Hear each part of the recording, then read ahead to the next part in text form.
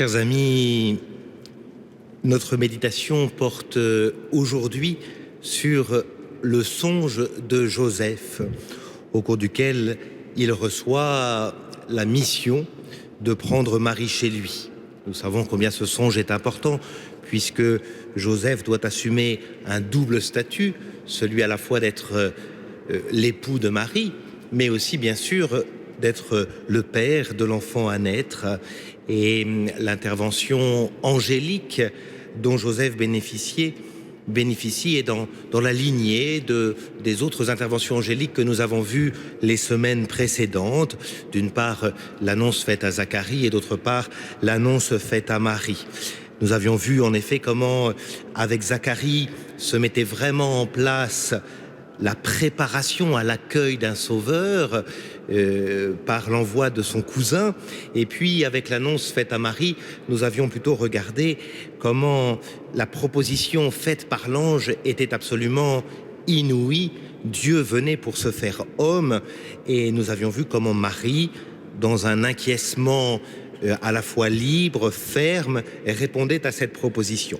Voilà, donc deux annonces déjà faites. Nous prenons finalement la troisième et dernière annonce qui l'on trouve dans les récits évangéliques, non pas chez Luc cette fois-ci, mais bel et bien dans l'évangile de Matthieu, avec cette idée que cette annonce, au bout du compte, change par son statut, non seulement parce que c'est un autre évangile, mais surtout parce que cette fois-ci, le dessein de Dieu est en route.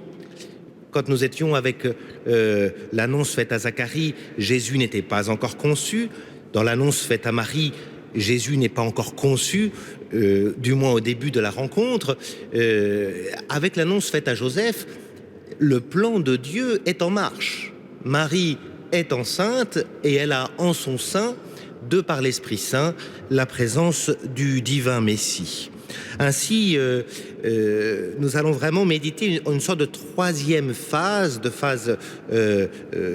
d'accueil du plan de Dieu qui est en marche, et nous allons le faire précisément avec cette magnifique rencontre dans le songe de l'ange et de Joseph. Notre méditation se fera en 3 étapes, un peu comme d'habitude, avec une première étape sur les vraies difficultés que soulève l'insertion de Joseph dans le plan de Dieu. Que vient-il faire là, ce Joseph qui semble pas nécessaire au plan de Dieu et qui pourtant est inséré ici dans ce plan divin? Nous regarderons ensuite dans un deuxième temps quelles sont les attitudes de Joseph pour accueillir ce plan divin. Quelle est son attitude intérieure d'accueil de la grâce? Et enfin, nous orienterons notre regard non plus sur Joseph, mais sur l'enfant à naître. Il est dit des choses sur cet enfant à naître à l'intérieur de cette rencontre. Qui sera-t-il, ce Jésus, Sauveur Emmanuel? Et ce sera notre troisième et ultime méditation de ce jour. Pour commencer donc, nous allons faire face à 3 difficultés réelles dans cette rencontre et dans ce songe, et 3 difficultés à comprendre le véritable rôle de Joseph. D'abord, étonnamment, vraiment, l'évangile de Matthieu choisit de passer par Joseph. Si on n'avait que Matthieu, on n'aurait pas les récits faits à Marie, de l'annonce faite à Marie, on n'aurait que Joseph, au fond, et c'est assez original que ce soit par Joseph, mais ça n'est pas sans difficulté que nous allons rencontrer, ces difficultés que nous allons maintenant prendre les unes derrière les autres. La première des difficultés, elle porte sur la généalogie de Joseph. Juste avant ce récit de l'ange, il nous est donné la grande généalogie qui est surtout celle de Jésus. Elle est présentée comme telle, mais au fond, elle fait difficulté. Pourquoi ? Parce que cette grande généalogie se termine par Jacob engendra Joseph, l'époux de Marie, de laquelle naquit Jésus.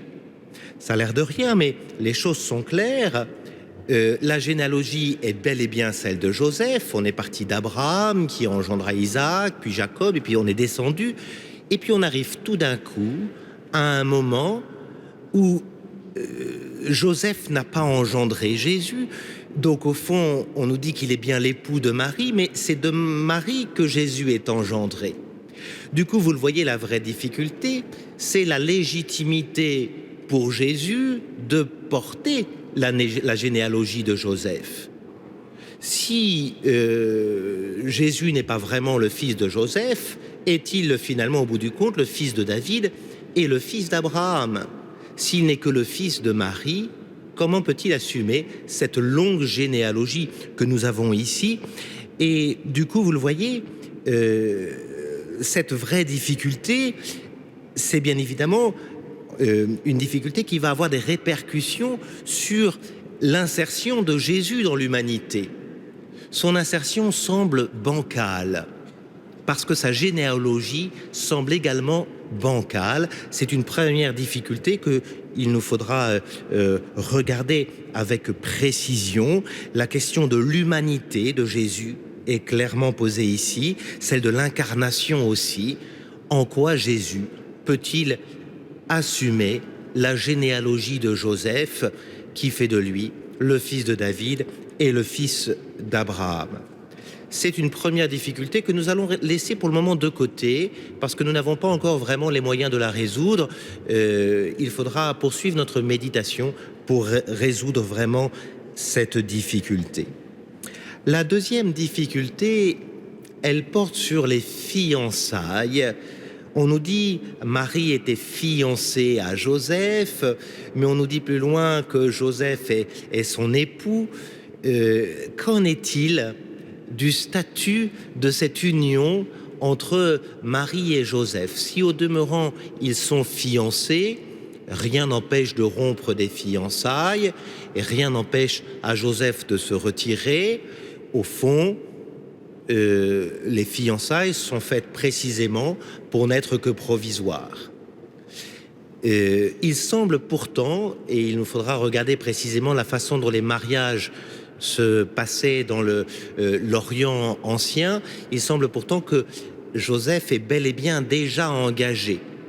Ne crains pas de prendre chez toi Marie ton épouse. Alors qu'en est-il? Ils n'ont pas l'air de vivre ensemble, pourtant ils ont l'air d'être déjà engagés. Il nous faut comprendre, pour soulever cette difficulté, que la pratique du mariage à cette époque voulait que le contrat soit signé alors que la jeune femme était souvent encore très jeune, mais ce contrat avait déjà valeur d'engagement et ce n'est que plus tard que lors d'une célébration, ça pouvait être 2 ou 3 ans plus tard, que lors d'une célébration, l'époux venait chercher chez elle la fiancée, l'épouse, pour la ramener chez lui à partir du moment où il était capable de l'assumer parce qu'il avait à la fois un toit et un métier lui permettant de vivre. Vous voyez, ici, le récit se situe alors que Joseph et Marie sont déjà définitivement engagés par des fiançailles ou par un mariage qui est religieux, qui est reconnu comme tel, qui est un mariage d'alliance et qui est un mariage qui est déjà indissoluble. Du coup, vous voyez, selon sa propre piété, sa propre religion, son propre engagement, Joseph ne peut plus se retirer. Et pourtant, c'est ce qu'il semble choisir.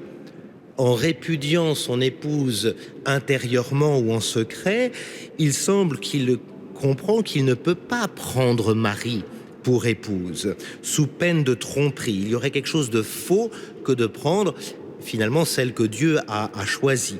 Donc vous voyez, le dessein divin semble contradictoire.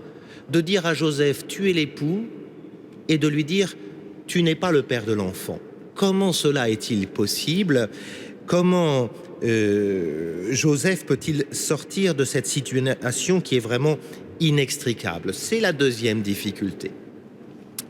La troisième difficulté, elle porte sur l'attitude même que Joseph va avoir vis-à-vis de sa fiancée, de son épouse. Et notamment, il nous est dit que Joseph ne voulait pas la donner en spectacle, donc il décide de la répudier. Très souvent, la traduction est une mauvaise traduction, parce qu'on dit « il ne voulait pas la dénoncer ». Si Joseph ne veut pas dénoncer Marie, c'est qu'il estime, en son fort intérieur, que Marie a commis une faute et que, bon an, mal an, parce que c'est un homme plein de miséricorde et de tendresse, il ne va pas lui imputer cette faute.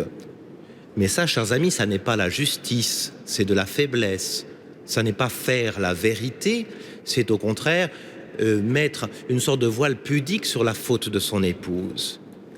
Quand on regarde bien ce que Matthieu veut nous dire, et pour ça il faudrait revenir, je ne vais pas vous faire d'exégèse ici, mais il faudrait revenir au terme grec, c'est vraiment, il ne voulait pas la donner en spectacle. Non pas la dénoncer, mais la donner en spectacle.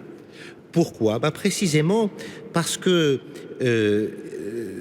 Joseph savait que Marie était enceinte de l'Esprit Saint. Elle fut trouvée enceinte d'eux par l'Esprit Saint. Donc Joseph ne croit pas seulement que sa femme est enceinte, il croit que sa femme est enceinte d'eux par l'Esprit Saint. Contrairement à une idée assez répandue, même chez les pères de l'Église d'ailleurs, chez certains pères de l'Église, il n'y a pas de doute sur Marie de la part de Joseph. La preuve en est que lorsqu'on a juste après la confirmation de l'ange, l'ange lui dit exactement la chose suivante, écoutez bien, c'est important, certes, ce qui a été engendré en elle vient de l'Esprit Saint. Certes, ça vient de l'Esprit Saint.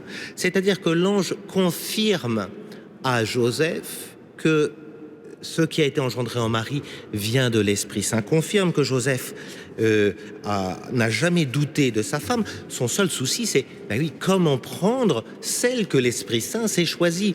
C'est véritablement là qu'est le problème de Joseph. Il n'ose pas prendre celle que l'Esprit Saint a choisie, donc il veut la répudier en secret, se retirer avec beaucoup de simplicité, et en même temps, il ne veut pas dire que Marie est enceinte de par l'Esprit Saint parce qu'il sait très bien que personne ne le croira. Donc par prudence publique, il ne veut pas mettre sur la place publique une chose à laquelle il adhère, mais dont il sait parfaitement, connaissant l'humanité, qu'elle n'y adhérera pas. Voyez, c'est une troisième vraie difficulté qui se pose ici à Joseph. Ces trois difficultés quant à l'insertion de Joseph dans le projet divin. D'abord, la difficulté pour Joseph de transmettre sa généalogie à Jésus, la question aussi de l'avenir de cette relation, de la vérité de la situation. Il y a un vrai problème de vérité dans la situation chez Joseph. Le dessein de Dieu est ainsi, on peut le dire, en grand danger avec ces trois difficultés que j'ai placées sous vos yeux. Alors maintenant, du coup, il me semble qu'il faut que nous puissions contempler les trois attitudes de Joseph dans ce déploiement de la grâce. Comment Joseph va surmonter cette difficulté? Comment va-t-il se mettre à l'écoute de ce dessein qui semble complètement impossible et incompatible? Joseph est dans une situation inextricable. L'évangile va vraiment nous dire qu'il va pouvoir avancer grâce à trois attitudes de fond. La première, c'est la justice. On nous dit « Or, Joseph était un homme juste ». La première attitude de Joseph, c'est cette justice. Voyez-vous, c'est quoi cette justice? Dans la Bible, l'homme juste, c'est l'homme qui s'ajuste à la volonté de Dieu. C'est l'homme qui ne veut pas faire contrairement à ce que les commandements divins lui proposent de faire. Et si Joseph n'a pas voulu prendre Marie chez lui, c'est précisément parce qu'il était juste et qu'il a compris qu'il ne pouvait pas prendre celle que Dieu s'était choisie. Sa justice est une justice qui le mène dans l'impasse pour le moment, mais qui va lui permettre de passer un seuil. En effet, c'est parce que Joseph est juste qu'il se retire, mais c'est aussi parce qu'il est juste qu'il va se mettre à l'écoute de ce que l'ange lui propose. L'ange va l'appeler à une justice plus haute que celle du retrait, qui paraissait pourtant l'attitude la plus juste et la plus adaptée. Au fond, l'ange va le réajuster à de nouveaux éléments. Joseph va se voir indiquer qu'il peut prendre Marie chez lui. N'hésite pas à prendre Marie, ton épouse. Ainsi, l'ange va inviter Joseph à se réajuster au dessein divin. Et le dessein divin, c'est que Dieu veut que Joseph puisse assumer pleinement et la conjugalité avec Marie, il est son époux, et la paternité vis-à-vis de Jésus. La grande justice de Joseph sera précisément, après avoir, dans l'incompréhension, voulu se retirer, il a pu se placer véritablement à nouveau dans l'obéissance pour faire ce que l'ange lui demandait. Si on comprend ça, on comprend qu'il est père, non parce qu'il a été présent à la conception, mais parce qu'il a été créé père, parce que tout simplement l'ange lui dit qu'il est pleinement père malgré son absence à la conception. C'est pour ça, et on résout une de nos difficultés, que véritablement Joseph peut donner sa généalogie à Jésus. Non parce qu'il y aurait conception, mais parce qu'il y a paternité réelle, acte créateur. La deuxième attitude de Joseph, et elle est importante, c'est la chasteté. Il est certes juste, mais il est chaste. Voyez-vous, en décidant de répudier Marie en secret, il se retire. Voyez-vous, on croit souvent que la chasteté de Joseph, c'est sa continence dans cette histoire. C'est bien plus que ça. Voyez-vous, est chaste celui qui ne met pas la main sur l'être aimé. Avant l'annonce de l'ange, la chasteté de Joseph consistait à se retirer, à répudier Marie dans son cœur, non par manque de tendresse, mais pour surtout pas mettre la main sur celle que Dieu avait choisie. Il ne veut pas revendiquer cela. Après l'annonce de l'ange, il y a encore une vraie chasteté de Joseph. Précisément, il reçoit, on peut le dire, pour la deuxième fois son épouse. La première fois lorsqu'il avait signé l'engagement des fiançailles définitives, la deuxième fois, il reçoit à nouveau son épouse par cette grâce de la requête divine qui lui est faite. Il se voit confier la mère du Sauveur, il se voit confier le Sauveur lui-même. Voyez-vous, et sa chasteté consistera précisément à ne jamais mettre la main sur cette épouse. C'est peut-être là, chers amis, qu'il faut apprécier, contempler la très grande discrétion de Joseph dans les évangiles. C'est le signe même de sa chasteté. Joseph va se retirer également des évangiles. Même lors du recouvrement du jeune Jésus au temple, il se tient en retrait. C'est Marie qui intervient. Joseph, c'est l'homme chaste. C'est cette chasteté qui va lui permettre de déployer pleinement la grâce. Et puis enfin, la troisième attitude, c'est la foi. La foi. Joseph fit comme l'ange du Seigneur lui avait prescrit. Voyez-vous, nous l'avons vu avec l'Annonciation la semaine dernière, la foi consiste à croire dans l'impossible. Marie avait cru dans l'impossible. Et ici, on le voit bien, Joseph va rester dans la foi alors que tant qu'il n'a pas les éléments pour décider, cela semble impossible. Un peu comme Abraham. Vous savez, à la fois on lui demande de sacrifier son fils et on lui dit que c'est par son fils qu'il aura une descendance. Joseph, c'est la même chose. On lui dit à la fois qu'il est l'époux et qu'en même temps il n'est pas le père de l'enfant.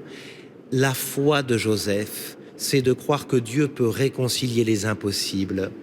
Et cette foi de Joseph, se manifeste dans sa façon dont il va obéir aux instructions de l'ange. C'est une foi dans l'obéissance. Joseph fit comme l'ange du Seigneur lui avait prescrit. Vous voyez, cette obéissance, probablement Joseph n'a pas tout compris, pas tout de suite en tout cas.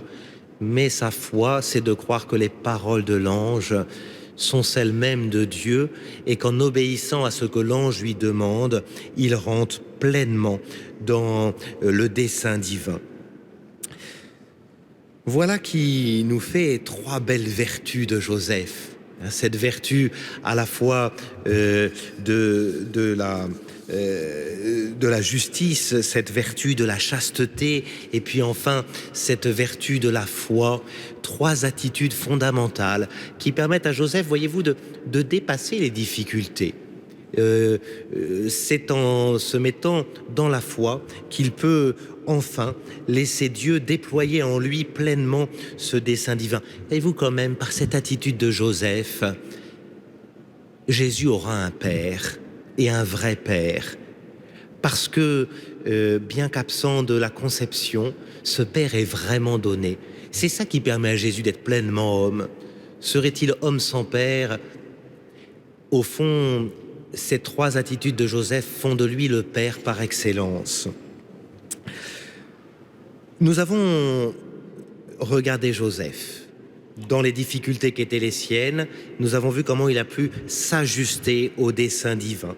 Maintenant, je vous propose d'orienter, et ce sera la troisième partie de notre méditation, nous allons nous orienter sur ce que le récit nous enseigne non plus de Joseph, mais de Jésus. Car Joseph est tellement chaste qu'au fond, il laisse même l'ange lui apprendre beaucoup plus de choses sur Jésus que sur lui-même. Et c'est ce que nous allons regarder.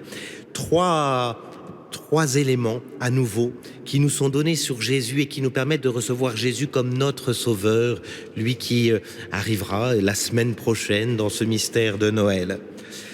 La première chose, c'est que avec Jésus, c'est une nouvelle création qui commence, une nouvelle genèse.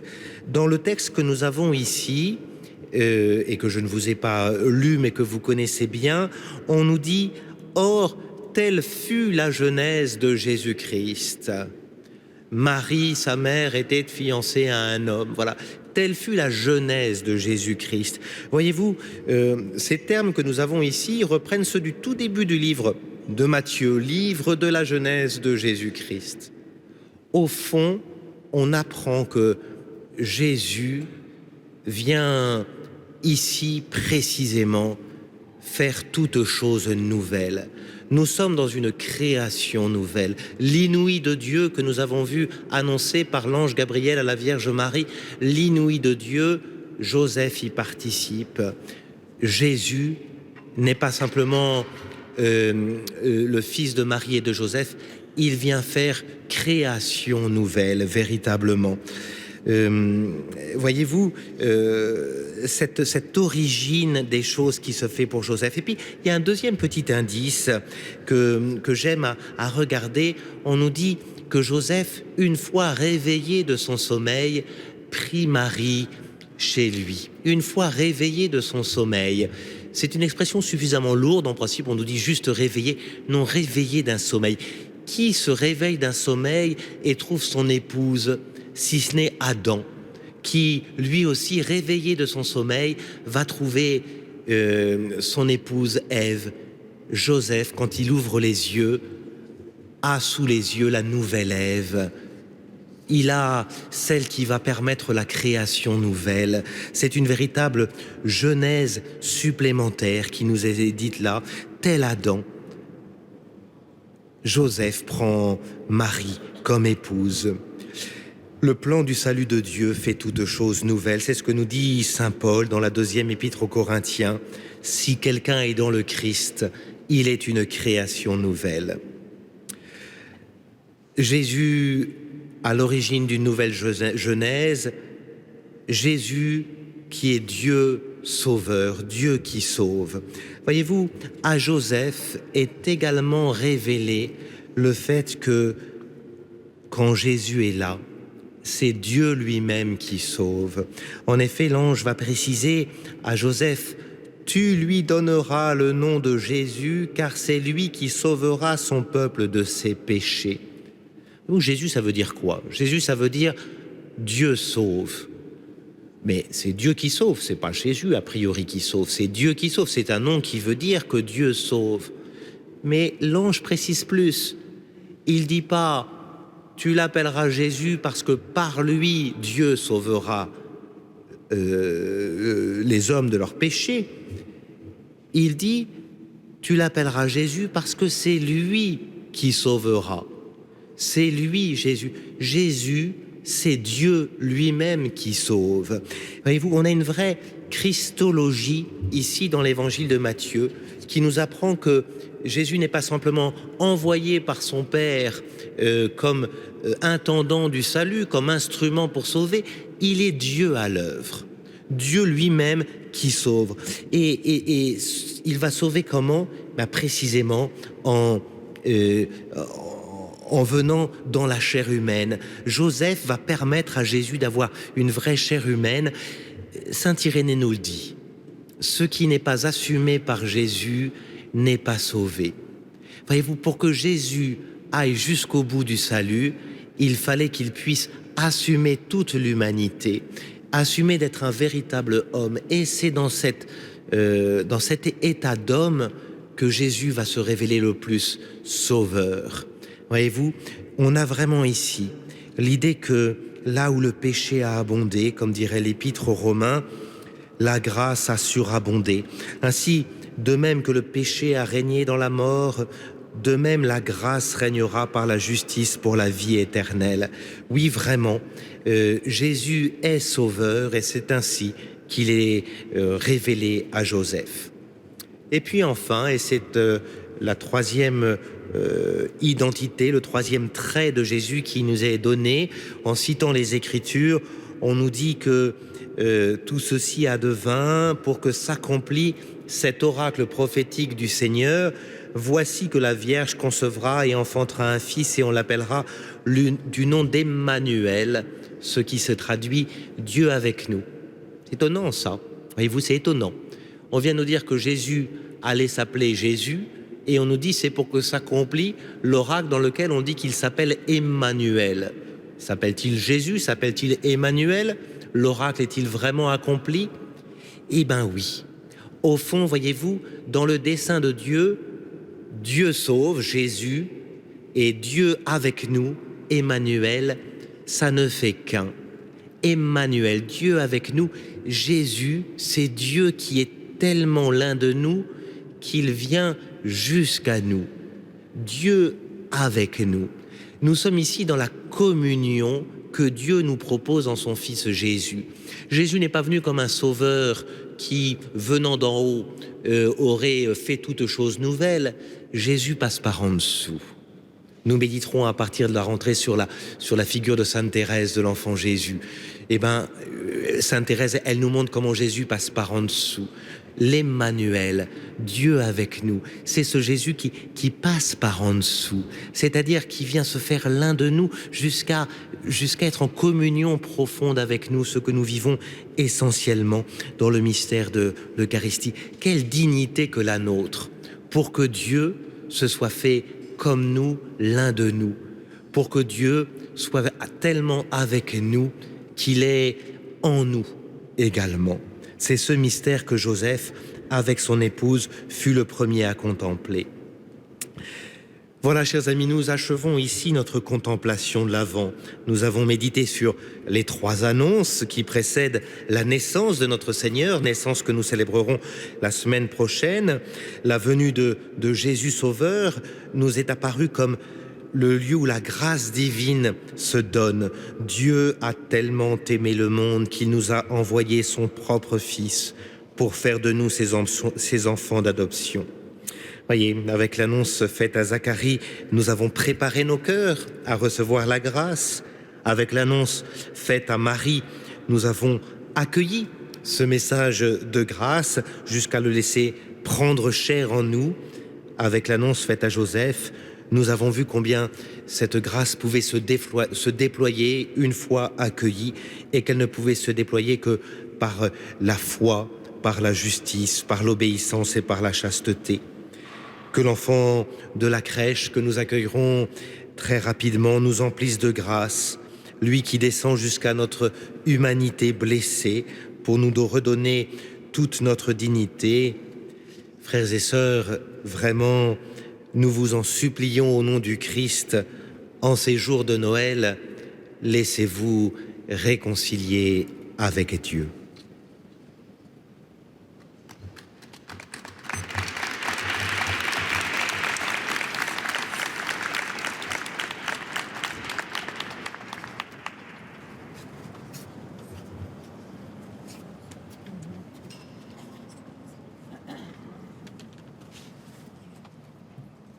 Un grand merci